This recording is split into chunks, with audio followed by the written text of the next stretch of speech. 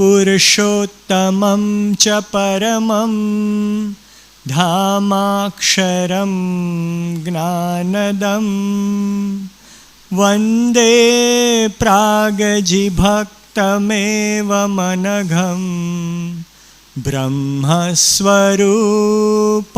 મુદા વંદે યજ્ઞપુરુષદાસચરણં શ્રીયોગીરાજં તથા વંદે શ્રીપ્રમુખં મહંતગુણિनं મોક્ષાય ભક્ત્યા સદા. શ્રી સ્વામિનારાયણ ભગવાનની જય. અક્ષર પુરુષોત્તમ મહારાજની જય. ગુણાતીતાનંદ સ્વામી મહારાજની જય. પ્રમુખ સ્વામી મહારાજની જય.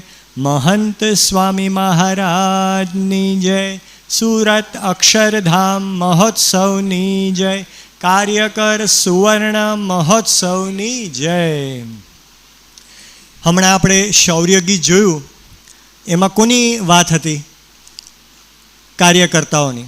તમે વિડીયોમાં જો ધ્યાનથી જોયું હશે ને તો એક એક કાર્યકર, ભાઈ હોય, બહેન હોય, યુવક હોય કે યુવતી હોય, એના ફેસ ઉપર જે ચમક હતી કે આજે મારે મહાન સ્વામી એટલે કે આપણા પ્રાણ પ્યારા ગુરુહરિ પ્રકટ ગુરુહરિ મહંત સ્વામી મહારાજનો રાજીપો પ્રાપ્ત કરવો છે, તો એમના ચહેરા ઉપર જે ધગશ હતી, જે નિષ્ઠા, એ આપણને જોવા મળે. તો આજનો આપણો જે પ્રવચન છે એનો વિષય પણ એ જ છે કે સેવા પ્રધાન વ્યવહાર. માણસનો વ્યવહાર હંમેશા, જેમ આપણને પ્રતિકભાઈએ વાત કરી કે જેવો સંજોગ હોય ને એવો અનુરૂપ વ્યવહાર હોય. જ્યારે આપણને પૈસાની જરૂર હોય ત્યારે આપણે બીજા માણસ સાથેનો વ્યવહાર આપણો અલગ હોય. પછી જ્યારે આપણી પાસે પૈસા આવી જાય ત્યારે આપણો વ્યવહાર અલગ પ્રકારનો હોય. એમ એક કાર્યકરનો વ્યવહાર કેવો હોવો જોઈએ? તો કે સેવા પ્રધાન. ગમે એવી મુશ્કેલીઓ આવે, આ એક તમને આ જે પ્રવચન છે એનું હાર્દ કહું કે આજના પ્રવચનમાં આપણે એ જોશું કે કાર્યકર પણ એક સત્સંગી જ છે. એક સામાન્ય સત્સંગી અને કાર્યકર સત્સંગી, એમાં ફરક શું છે એ આજે આપણે જોશું. જેમ આપણે વ્યવહાર કરીએ છીએ એમ કાર્યકરને માથે પણ વ્યવહાર છે. એને પણ મમ્મી, પપ્પા, ભાઈ, બહેન, પરિવાર, છોકરાઓ બધું છે. કેમ એ અલગ રીતે તરી આવે છે? કેમ એક કાર્યકર બધું બેલેન્સ પોતાની લાઈફમાં કરી શકે છે અને સેવાને પ્રાધાન્ય આપે છે, એ આપણે જોવાનું છે. પણ પૂર્વ ભૂમિકામાં આપણે જોઈએ કે આપણી BAPS સંસ્થા છે આજે વિશ્વમાં એક આગવું સ્થાન ધરાવે છે. કઈ કઈ બાબતોમાં? તો કે આધ્યાત્મિક અને બીજી સામાજિક પ્રવૃત્તિ. આપણી સંસ્થા બે જ પ્રકારની પ્રવૃત્તિ કરે છે, આધ્યાત્મિક અને સામાજિક. એમાં બધી 167 બીજી બધી પ્રવૃત્તિઓ નાની મોટી એમાં આવી ગઈ. તો હવે આ જે છે એમાં વિશ્વમાં પોતાનું સ્થાન છે. હવે તો આપણે જોઈએ છીએ કે આપણો સત્સંગ, મંદિરો, ભારતની બહાર પણ ગગનચુંબી મંદિરો, અક્ષરધામ પણ બની ગયું. એટલે તો બાપાએ એમ કહે ને કે હદ વાળી દીધી. તો આજે આટલું બધું વિશ્વમાં આપણી સંસ્થા છે, તો એનું મુખ્ય કારણ શું છે?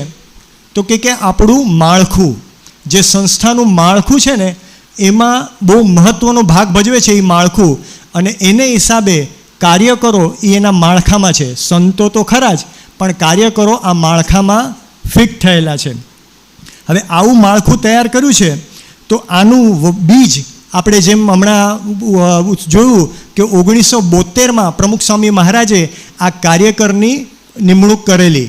જે આ કાર્યકરની જે આપણે નિમવાના એની શરૂઆત બાપાએ 1972માં કરેલી. આજે એને 50 વર્ષ પૂરા થાય છે, એટલે આપણે સુવર્ણ મહોત્સવ કાર્યકરોનો ઉજવી રહ્યા છીએ. તો એ વખતે તો બાપાએ ખાલી બીજ વાવેલું, હવે એ બીજ વટવૃક્ષ સમાન થઈ ગયું છે. એનો અનુભવ આપણને બધાને થયો. ક્યારે? શતાબ્દી મહોત્સવમાં. કેટલા કાર્યકરો આવેલા સેવામાં? 80,000થી વધારે. અને એમાં 80,001 એ કોણ હતું? નરેન્દ્ર મોદી સાહેબ. એટલી હદે પ્રભાવિત થઈ ગયા કે આવી સંસ્થા જો હોય ને તો એનો નેક્સ્ટ 80,000 પછીનો કાર્યકર હું છું. અને એમણે પણ પછી એમના લેવલ ઉપર ઘણી બધી શતાબ્દી મહોત્સવના એમણે જેમ આપણે કરતા આપણા રાષ્ટ્રપતિ, જેમ જે કોઈ રાષ્ટ્રપતિ ભવનમાં આવે ને તો અબ્દુલ કલામ સાહેબ એમને અક્ષરધામ દિલ્હી જોવા મોકલતા. તો એવી સેવા તો મોદી સાહેબે ઘણી કરી, તો પોતે પણ કાર્યકર થવાને પ્રેરિત થયા. તો જુઓ, આ જે વટવૃક્ષ જે થઈ ગયું છે, તો બાપા એકવાર બોલી ગયા હતા, આવી રીતે સભા ભરાઈ હતી, એમાં બાપા બોલી ગયા કે કાર્યકરો તો કરોડરજ્જુ છે. આજે કરોડરજ્જુનું સ્થાન આપણા શરીરમાં શું છે? તમે ગમે એટલું શરીર હોય તમારું, પણ જો વચ્ચે કરોડરજ્જુમાં પ્રોબ્લેમ આવી ગયો તો બેવડ વળી જાય. તો કરોડરજ્જુ કીધા કાર્યકર્તાઓને. સારંગપુરમાં એવી જ રીતે મહંત સ્વામી મહારાજ એકવાર આવી રીતે કાર્યકર દિનની ઉજવણી થતી હતી, એમાં બાપાને એમ પૂછ્યું કે યોગીજી મહારાજ તો કાર્યકરને પોતાનું હૃદય કહેતા, તો યોગી બાપાએ પોતાના શરીરમાં હૃદયનું સ્થાન કાર્યકરોને આપેલું, તો તમે કયું સ્થાન આપો છો કાર્યકર્તાઓને? એવું મહંત સ્વામી મહારાજને પૂછ્યું. તો મહંત સ્વામી મહારાજે તરત જ પળનો વિલંબ કર્યા વગર શું કીધું કે કાર્યકરો તો મારા હાથ પગ છે. તો જુઓ, હાથ અને પગ વગરનો માણસ શું કરી શકે? એમ બાપાએ કાર્યકરોને પોતાના હાથ પગ જેવું સ્થાન આપ્યું. તો કાર્યકરોની સેવા નિષ્ઠા, સમર્પણ, એમનો ભોગ જો આપણે સાંભળીએ ને, હવે આગળ આપણે સાંભળીશું બધા કિસ્સાઓ, તો આપણને ખ્યાલ આવે કે આ સંસ્થાના હાથ પગ ખરેખર કાર્યકરો છે. સૌથી પહેલો આપણે જોઈએ કેસ તો રિલેશભાઈ બારોટનો. હવે આ રિલેશભાઈ બારોટ અમદાવાદના ગ્રામ્ય વિસ્તારના સંયોજક છે. હવે તમને સંયોજક કહું ને તો હું નિરીક્ષક, એની ઉપર સહનિર્દેશક, એની ઉપર નિર્દેશક અને એની ઉપર સંયોજક. એટલે આ તમને ખ્યાલ આવે કે આ રિલેશભાઈ કઈ લેવલમાં, અને એ પણ ગ્રામ્ય વિસ્તારના. 1976થી કાર્યકર હતા, એટલે આજે 48 વર્ષથી હજુ રિલેશભાઈ પોતે સેવા આપી રહ્યા છે. તો જ્યારે 1995માં આવી રીતે જહાંગીરપુરા મંડળ છે, એવી રીતે 1995માં એમનું જે મંડળ હતું એમાં એમની સૌથી વહેલી નિમણૂક થઈ ને, ત્યારે બાપાએ એમને કાર્યકર નિમ્યા અને પછી શિક્ષક હતા, પોતે વ્યવસાયે શિક્ષક હતા. તો શું કરે, રોજ સવારે 7 વાગે સવારની સ્કૂલ, 7 વાગે ડબ્બો લઈને જાય, 12 વાગ્યા સુધી સ્કૂલમાં નોકરી કરે, પછી અમદાવાદ મંદિરે આવી જાય શાહીબાગ, ત્યાં મધ્યસ્થ કાર્યાલયમાં પોતાની સેવા આપે. કેટલા વાગ્યા સુધી? તો કે સાંજે 6 વાગ્યા સુધી સેવા આપે. સીધા ઘરે જાય, જમી લે, અને પછી જમીને પછી શું, તો કે પોતે સંપર્ક કાર્યકર હતા. સંપર્ક કાર્યકર્તાઓને જો બીજાને ખબર ના હોય ને, તો સંપર્ક કાર્યકર શું છે ખબર છે? આપણે જહાંગીરપુરા મંડળમાં 10 ઘર સંભાળતા, ઓછામાં ઓછા એ સંપર્ક કાર્યકર પાસે 10 તમારા ઘર જે છે એવા 10 ઘર એની અંદર હોય, અને એ 10 ઘરની આધ્યાત્મિક સાધના કેમ વધે એની જવાબદારી સંપર્ક કાર્યકર્તાઓની હોય. તો હવે આ રિલેશભાઈ સવારે નોકરી, બપોરે સાંજ સુધી મધ્યસ્થ કાર્યાલય, જમી રાત્રે સીધા પહોંચી જાય પોતાને જે સોંપાયેલો વિસ્તાર છે એમાં. હવે ગ્રામ્ય વિસ્તાર હતું, યાદ રાખો, એમ નહીં કે જહાંગીરપુરા એટલે અહીંથી રસ્તો ક્રોસ કરો એટલે માધવ એલિગન્સ, પાછળ ગયા તે માધવ પ્લેટિના, 10 ઘર કર્યા, કલાકમાં અનુપસિંહ કે મારા તો 10 ઘર પતી ગયા. આ તો ગ્રામ્ય વિસ્તાર એટલે 35 કિલોમીટરથી 125 કિલોમીટર સુધી જવાનું થાય. હવે એ ટાઈમે તો આપણને ખબર છે લ્યુના, કોઈને ખ્યાલ હોય તો લ્યુના કરીને મોપેડ આવતું. હવે એ લ્યુનામાં પોતે જતા અને અઠવાડિયામાં લગભગ રોજ મુલાકાત કરવી પડતી એમને. અને શિક્ષક હોવાથી એમની આવક તો સામાન્ય, આપણને ખબર છે એ ટાઈમે સોનું કેટલા રૂપિયે તોલું હતું, તો શિક્ષકનો પગાર શું હોય? હવે એટલા નજીવા પગારમાં પોતાનું ઘર ચલાવવાનું, અને લ્યુનામાં પેટ્રોલ તો લાગે, સત્સંગી હોય એટલે ગેસ ઉપર તો ન ચાલે, એમાંય પૈસા જોઈએ. તો આજે એ પેટ્રોલનો ખર્ચ કેવી રીતે કાઢવો? સંસ્થા તો હજુ આજની તારીખમાં પેટ્રોલનો ખર્ચો આપતી નથી. હવે આટલી સામાન્ય આવક ધરાવતા હોય પણ મનમાં નિષ્ઠા છે કે મારે સત્સંગ કરાવવો છે, તો એમણે પેટ્રોલનો ખર્ચ કેવી રીતે કાઢ્યો એ જાણવા જેવું છે. એમના પત્નીનો સંપૂર્ણ સહકાર હતો આ સેવામાં. એટલે શું નક્કી કર્યું કે આપણે છાપું મંગાવીએ છીએ ને એ બંધ કરી દો. તો ઘરનું છાપું બંધ કરી દીધું. પછી ઉકાળો, ચા અને ઉકાળો સવારે તો પીએ ને માણસ, નાસ્તામાં ચા તો જોઈએ કે નહીં, તો આપણી ઓલી સુસ્તી હોય એ ભાગે, બરાબર? ઉકાળો બંધ કરી દીધો. ત્યાર પછી વર્ષો સુધી જૂના કપડામાં ચલાવ્યું. દર દિવાળી આપણે નવા કપડાં તો લઈએ, પરિસ્થિતિ સામાન્ય હોય તો દિવાળીમાં તો લઈએ જ, કમસે કમ છોકરાઓને લઈ દઈએ. પણ આમણે કેટલી દિવાળીઓ ગઈ, કપડાં જ ન લીધા નવા. આવી રીતે પૈસા બચાવી અને એમણે આ સેવા ચાલુ રાખી. હવે જુઓ, આજના જો અત્યારના કોઈ શિક્ષક હોય, આપણે ઘનશ્યામભાઈને ખબર છે, એમના દીકરા આપણે ટ્યુશન કરે છે. આજે કોઈ ટીચર હોય તો શું કરે? સવારે સ્કૂલમાં જાય, પછી બપોર પછી શું કરે? ક્લાસ ચલાવે. હવે ક્લાસ ચલાવે એટલે કેટલા રૂપિયાની ટંકશાળ ખુલે કે નહીં? તો આજે પોતે જો ધાર્યું હોત તો ટ્યુશન કરીને પૈસાની ટંકશાળ ખુલી જાત. પણ એમણે છે ને આ સેવાની કમાણી કરી અને પછી ઘર ખર્ચ ઉપર કાપ કર્યો, સેવામાં એમણે કાપ ન મૂક્યો. તો જુઓ, આ હતા આપણા રિલેશભાઈ બારોટ. તો જ્યારે આવું સમર્પણ જોઈએ ને, અને બાપા પાસે પછી સંતોની મિટિંગ હોય ને, એટલે આવા બધા કાર્યકર્તાઓના પ્રસંગ બોલાય. તો બાપા શું બોલ્યા? આ તો ધોળે લુગડે સાધુ છે. તો જુઓ, બાપા આવી રીતે ઉપમા આપતા કાર્યકર્તાઓની. અને ખરેખર જો આપણે જોઈએ ને તો સંતોનું એકવાર આપણને વિચાર આવે કે સંતોએ તો ગ્રહ ત્યાગ કર્યો છે અને સેવા કરે છે, પણ આ કાર્યકરો છે એ પોતાનું ઘર, બાર, વ્યવહાર, પરિવાર બધાનું, અને સંબંધી તો ખરા પાછા. હવે એવું ન હોય કે હું સ્વામિનારાયણનો સત્સંગી છું એટલે વ્યવહારમાં મારે સગાવાલાને થોડુંક જેમ તેમ હશે એ ચાલશે નહીં. સગાવાલાનો પણ બધો વ્યવહાર આપણે કરવો પડે. તો આવી જવાબદારીઓ નિભાવતા હોય છે. માતા પિતાની જવાબદારી, સંતાનોની જવાબદારી, નોકરી ધંધો, સંબંધીઓ, આ બધી વસ્તુ કરતાં કરતાં ક્યારે સત્સંગને ગૌણ થવા દેતા નથી. આ સભા પતશે ને એટલે અમારી એક નાનકડી મિટિંગ છે, નવો પ્રોજેક્ટ આવી જ ગયો હોય. કયો? જમોને જમાડું. બધા કાર્યકરોને બેસાડી અને જમોને જમાડુંના કાર્ડ, રસીદની બુક અને પેમ્ફલેટ આપવાના છે. તો જુઓ, આજે કાર્યકરો નવરા થતા નથી. આપણે BAPSના મધ્યસ્થ કાર્યાલયથી એટલી બધી પ્રવૃત્તિ હોય છે, પણ દરેક કાર્યકરો પોતાનું આ જવાબદારી ગૌણ થવા દેતા નથી. ક્યારેક આપણે સમય ઉત્સવમાં જોઈએ તો 20-25 દિવસની મહિનાની સેવા શતાબ્દી મહોત્સવમાં બધા કરી આવ્યા હશો. સેવા પતી ગઈ, શતાબ્દી મહોત્સવ પૂરો એટલે વાર્તા પૂરી. પણ આ કાર્યકર્તાઓ 1 મહિનો નહીં, 2 મહિના, 6 મહિના નહીં, જ્યાં સુધી પોતે કાર્યકર હોય ત્યાં સુધી આ સેવા બજાવતા હોય છે. અને પરિવારની બધી જવાબદારી ખભા પર હોય, વ્યવહાર સંભાળવાનો હોય તો પણ સત્સંગની સેવા તેઓ કરે છે. અને બેલેન્સ, કાર્યકર્તાઓ પાસેથી બેલેન્સ કેવી રીતે રાખવું એ આપણે શીખવા જેવું હોય છે. એક બીજો દાખલો જોઈએ. હિંમતનગરની બાજુમાં તલોદ ક્ષેત્રના નિરીક્ષક છે રોહિતભાઈ પટેલ.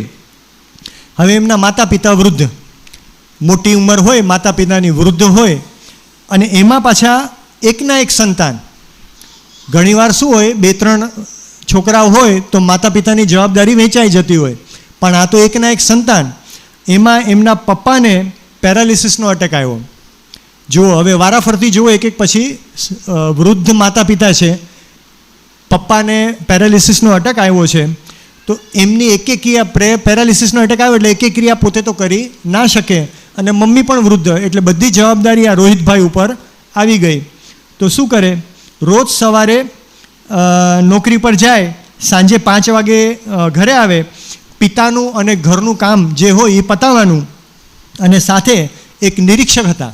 હવે નિરીક્ષક હોય એટલે 15 દિવસ એમને સોંપાયેલા આજુબાજુના ગામડાઓમાં સભા કરવાનું. એક પ્રવચન નિરીક્ષકને કમ્પલસરી હોય, મિટિંગ કરવાની, મુલાકાત કરવાની, આ બધી જગ્યાએ જવાનું. હવે આ રોહિતભાઈ એની આ તલાજ ક્ષેત્રમાં હતા ને, તો એમને ત્યાં આવું પ્રભુચરણ સ્વામીની દયાથી જેમ આપણને તો મસ્ત અક્ષરધામ મળી ગયું છે, ખાલી અહીંયા આવી અને ચાપ દબાવો, અનુપસિંહ આપણે મસ્ત ગાડલા બાટલા બધા આપણે પાથરી દે એટલે આવી અને આપણે તો સભા ચાલુ કરી દઈએ.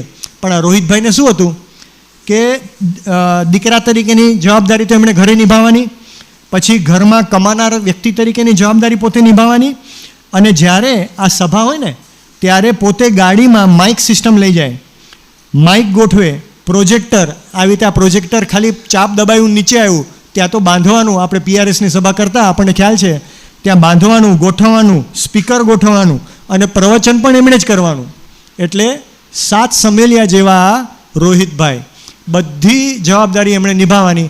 આવી પરિસ્થિતિમાં એમણે કાર્ય કરેલું છે. જુઓ, તો સત્સંગ સેવાની જવાબદારી કે પોતાના ઘરની જવાબદારી એ કાર્યકર ગૌણ થવા દેતા નથી. હવે આપણે ત્રીજું ઉદાહરણ જોઈએ. કિરીટભાઈ ઠક્કર વર્ષોથી અમદાવાદમાં સંયોજક તરીકે, જો હવે આ કિરીટભાઈ પણ સંયોજક છે. એમની ઉંમર 70 વર્ષની છે આજની તારીખમાં. આ જ્યારે આ પ્રવચન લખાયું ત્યારે એમની ઉંમર 70 વર્ષની હતી.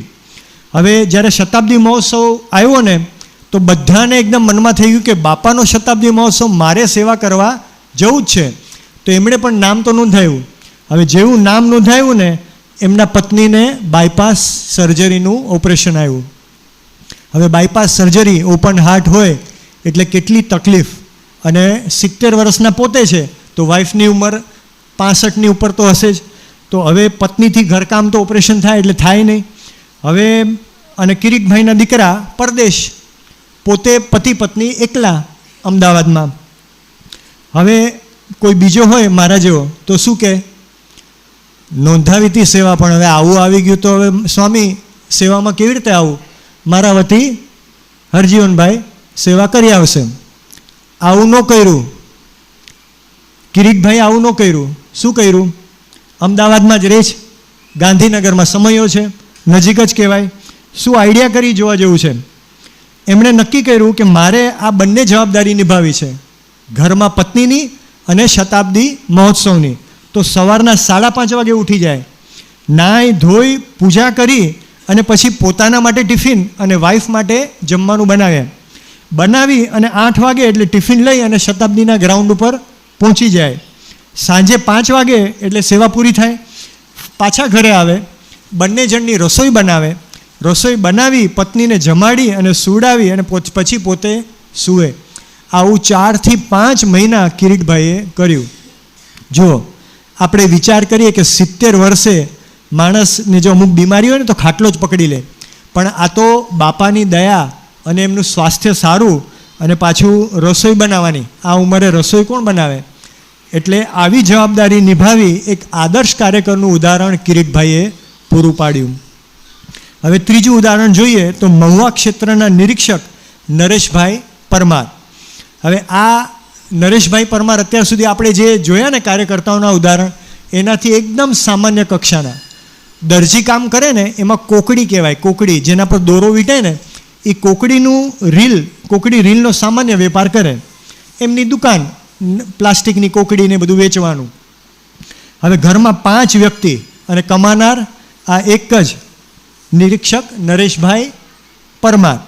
હવે આ એમની જવાબદારી આટલી બધી હોય અને નિરીક્ષક એટલે એમની જેમ આપણે આગળ વાત કરીએ કે મુલાકાત લેવાની, પ્રવચન કરવાનું અને બધી તો ખરી જ. અને પાછી એમની છાપ કેવી ખબર છે કે સેવાનું નામ પડે ને એટલે નરેશભાઈનું નામ આગળ આવે છે. જેમ આપણે મુંબઈમાં મલાડ મંડળનું નામ આવે કોઈ પણ સેવા હોય એટલે તરત સંતો નામ કે, એવી રીતે આ નરેશભાઈનું નામ તરત મોઢા પર. અને નરેશભાઈ કોઈ દિવસ ના પાડે નહીં. તો મહિનો, 2 મહિનો, ક્યારેક તો 5-5 મહિનાની સેવામાં સંતો ક્યાંક જવાનું કહે તો તરત હા પાડી દે. હવે એવા ટાઈમે દુકાન કોણ ચલાવે? આ કોકડીનો ધંધો તો કરવાનો ને, ધંધો તો રોજની કમાણી ન થાય તો ચાલે કેમ? તો એમણે આઈડિયા શું કરી, પત્નીને બધું સમજાવી દીધું કે આવી રીતે આનો ભાવ આ અને આ વસ્તુ આવી રીતે, આ આપણા વેપારી ઉઘરાણી આવી રીતે કરવાની. એટલે બધું સમજાવી દીધું, જેમ હમણાં આપણે પ્રતિકભાઈએ સમજાવી દીધું છે ઘરે મમ્મીને અને વાઈફને. એવી રીતે આવું કરી અને પછી એમણે કલાક, 2 કલાક, ક્યારેક તો 30-40 દિવસની સેવામાં પણ જવાની જરૂર પડે તો આ નરેશભાઈ પાછા પડ્યા નથી. તો જુઓ, આવું બેલેન્સ કરી અને સંસ્થાનું એટલે કે સત્સંગનું અને પોતાના વ્યવહારનું પણ કાર્ય કરતા હોય છે.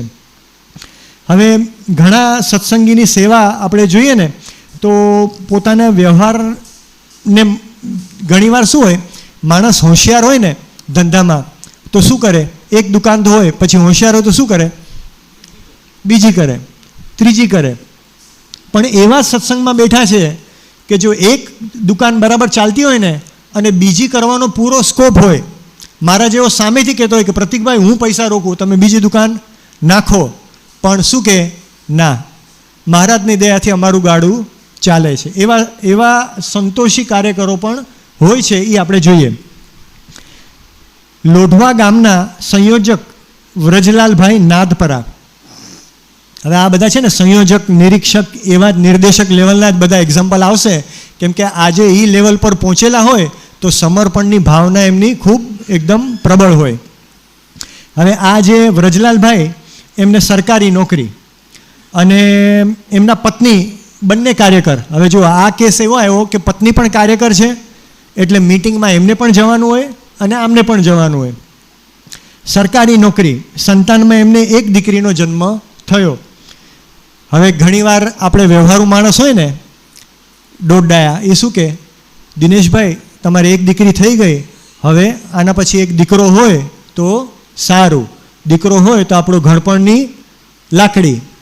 તો આ વ્રજલાલભાઈ શું કહે છે કે મહારાજની દયાથી આપણને દીકરી પ્રાપ્તિ થઈ છે, હવે જો બીજું સંતાન કરીશું તો એને પાલવામાં, પોષવામાં, મોટા કરવામાં અને બીજું કરવામાં આપણો સમય જશે અને આપણે સત્સંગ તરફ ધ્યાન નહીં આપી શકીએ. તો એમણે બીજું સંતાન ન કર્યું. બોલો, આટલું પતિ પત્ની આટલા સમજવું, તો એમણે સત્સંગમાં વધારે આપી શકાય એના માટે દીકરીમાં, સંતાનમાં એક દીકરી, એમાં જ એમણે સંતોષ માન્યો. જો કેવી મોટી વાત કહેવાય. આજે કોણને એમ થાય કે ઘડપણમાં ચિંતા આપણને બધાને હોય કે ઘડપણમાં મને સાચવશે કોણ, પણ એમણે કોઈ ચિંતા કરી નહીં અને કાર્યકર તરીકે સારામાં સારી સેવા હજુ પણ કરે છે. આવા જ અતિશય સંતોષી કાર્યકર છે અશ્વિનભાઈ ઠક્કર. હવે અશ્વિનભાઈ ઠક્કર છે વર્ષોથી ગાંધીનગર ક્ષેત્રમાં સંયોજક તરીકેની સેવા આપે છે. હવે એમને મોટી ઇન્સ્યોરન્સ કંપની, આ જે મોટી મોટી ઇન્સ્યોરન્સ કંપનીઓ છે, LIC, HDFC, એ બધી ઇન્સ્યોરન્સ, બજાજ ઇન્સ્યોરન્સ કંપની, એમાં સારામાં સારી પોસ્ટ ઉપર આ અશ્વિનભાઈની ડિવિઝનલ મેનેજર. આ જે ડિવિઝનલ મેનેજર એટલે સુરતનું આખું ક્ષેત્ર ડિવિઝનના મેનેજર, હેડ કહેવાય. તો આવું સરસ એમને પગાર અને સારું એવું એમનું પોસ્ટ. હવે 2006માં એમને પ્રમોશન મળતું હતું અને એમ કીધું કે ગાંધીનગરથી હવે તમારે રાજકોટ જવાનું છે. તો પાક્કા સત્સંગી એટલે તરત બાપાને વાત કરી. એ ટાઈમે પ્રમુખ સ્વામી મહારાજ 2006માં. તો બાપાને કીધું કે હવે મારે નોકરી છોડીને સત્સંગની સેવા કરવી છે. બોલો, આપણે શું પૂછીએ કે પ્રમોશન મળ્યું છે સ્વામી જાઓ, પણ આ તો કે મારે નોકરી છોડી અને સત્સંગની સેવા કરવી છે. તો બાપા કે ના, હમણાં નોકરી ચાલુ રાખો. 2 વર્ષ સુધી ટ્રાન્સફર લઈને રાજકોટ ગયા. રાજકોટ જઈ અને 2 વર્ષની જોબ કર્યો. પાછી એમની બદલી ગાંધીનગર થઈ. પાછા બાપાને પૂછવા આવ્યા કે બાપા હવે તો મારા દીકરાઓ પણ મોટા થઈ ગયા છે, પરણી ગયા છે અને લગ્ન પણ થઈ ગયા છે અને કમાય છે, હવે મારે સત્સંગની સેવા કરવી છે. ત્યારે બાપાએ નોકરી મૂકવાની હા પાડી. એટલે અશ્વિનભાઈએ રાજીનામું આપી દીધું. હવે યાદ રાખજો, ઇન્સ્યોરન્સ કંપની મોટી, ડિવિઝનલ મેનેજર, આવું રાજીનામું જ્યારે આવે ને એના બોસ પાસે, ત્યારે બોસ હલી જાય. એ કે શું તકલીફ શું છે, કંઈ પગાર વધારો જોઈએ જ, પ્રમોશન જોઈએ જ? તો કે ના, મારે નથી જોતું, મારે છોડી દેવી છે, તો સત્સંગ કરવો છે. હવે એના ડિવિઝનલ મેનેજર, હેડ ઓફિસ દિલ્હીમાં, ત્યાંથી એક મોટા સાહેબના સાહેબ દિલ્હીથી આવ્યા અને આને સમજાવ્યા. મને કે, એટલે અશ્વિનભાઈને કે તમારે નોકરી છોડવાની શું જરૂર છે? તો એમણે બધું સમજાવ્યું કે મારે તો ગુરુની આજ્ઞા થઈ ગઈ છે અને મારે અક્ષરધામમાં સેવા કરવી છે. હવે આ ભાઈએ અક્ષરધામનું એડ્રેસ લીધું, અક્ષરધામ પહોંચ્યા. જો આ ડિવિઝનલ મેનેજરના હેડ ઓફિસથી બોસ આવ્યા છે, એ છેડો નથી મૂકતા, ગાંધીનગર જાય છે અને કયા સ્વામી? આનંદ સ્વરૂપ સ્વામીને મળે છે કે સ્વામી આ અશ્વિનભાઈ ઠક્કર? તો કે હા, અમારે ત્યાં સેવામાં છે. તો કે એ અમારે ત્યાં પહેલાં સેવામાં હતા, અમારે ત્યાં નોકરી કરતા હતા ને હવે મૂકીને તમારે ત્યાં આવ્યા છે. તો તમે સમજાવો ને એમને, આવી રીતે છોડવાની શું જરૂર છે? અમે એમને છેલ્લે એના હેડ ઓફિસ મેનેજર એ પણ રાજી થઈ ગયા કે જેટલા કલાક કામ કરશે ને ભલે કરે, પણ એ ઓફિસમાં હોય ને તો અમારે સારું પડે છે, ભલે પછી સત્સંગ કરે. પણ ન માન્યા. એમણે એમ કીધું કે મને જે આ સેવા મળી છે એમાં જ મને સંતોષ છે. તો જુઓ, આવું એમણે પોતે બાપાની રાજીપો કેળવ્યો અને ઘણા વર્ષ બાકી હોવા છતાં પણ એમણે નોકરી છોડી દીધી, સારો પગાર છોડી દીધો અને કાર્યકર તરીકે સેવા કરવા લાગ્યા. આમ પોતાને જેટલું જરૂર હોય એટલું જ પોતાની પાસે રાખે, વ્યવહાર કરે અને પછી સેવાને પ્રાધાન્ય આપે, આવા કાર્યકરો છે. હવે શ્રીજી મહારાજે વચનામૃત લોયાના 3જામાં શું કીધું છે કે જેને ભગવાનનો અને સંતનો મહાત્મા જ્ઞાને સહિત નિશ્ચય હોય તેનાથી ભગવાનને અર્થે અને સંતને અર્થે શું ન થાય. શું કીધું કે એટલે સત્સંગને અર્થે ભગવાનને અર્થે કુટુંબનો ત્યાગ કરે, લોકલાજનો ત્યાગ કરે, રાજ્યનો ત્યાગ કરે, સુખનો ત્યાગ કરે, ધનનો ત્યાગ કરે, સ્ત્રીનો ત્યાગ કરે અને સ્ત્રી હોય તે પુરુષનો ત્યાગ કરે. તો જુઓ, મહારાજના વખતમાં તો આટલી બધો ત્યાગ કરવાની વાત કરી. આપણે તો ખાલી એક આપણો વ્યવહાર એ થોડોક ગૌણ કરવાનો છે અને બેલેન્સ રાખવાનું છે કાર્યકર્તાઓએ.